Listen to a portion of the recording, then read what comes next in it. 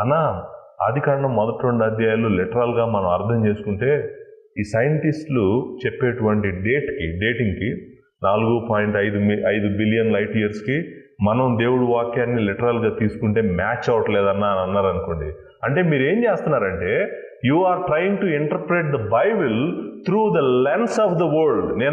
మనం ఎప్పుడు అలా చేయకూడదు. మనకి ఆ అధికారం లేదు. We have to interpret the world through the word of God, not opposite చేసావనుకో నీ ఫెయితే మొత్తం నాశనం అయిపోవడానికి అవకాశం ఉందన్నమాట. జాగ్రత్తగా ఉండాలి మనం.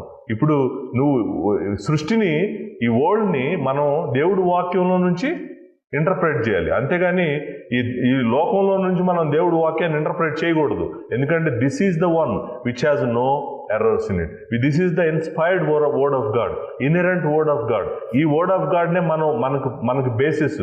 This is the rock on which we stand and we interpret the entire universe, not just the planet earth ఒకటే కాదండి, స్టార్స్ ని మనం ఇంటర్ప్రెట్ చేయాలన్నా కూడా దేవుని వాక్యమే, గెలాక్సీస్ ని ఇంటర్ప్రెట్ చేయాలన్నా కూడా దేవుని వాక్యమే, సూపర్ క్లస్టర్స్ యూనివర్స్ మొత్తం, ఈ విజిబుల్ అండ్ ఇన్విజిబుల్ ఎవ్రీథింగ్ ఏది ఇంటర్ప్రెట్ చేయాలన్నా కూడా any reality, visible reality are invisible reality ఏది చేయాలన్నా కూడా మనకున్న ఒకే ఒక్కటి ఏంటంటే దేవుని వాక్యం. దేవుని వాక్యాన్ని నుంచి మనం అన్ని చూడాలి, కానీ అన్నిటిలో నుంచి దేవుని వాక్యము చూడకూడదు. ఎలగరైజేషన్ ఎప్పుడు చేస్తారంటే మన దగ్గర ఆన్సర్ లేనప్పుడు, లోకం అడిగే కష్టమైన ప్రశ్నలకు ఆన్సర్ లేనప్పుడు మనము ఎలగరైజ్ చేస్తాము.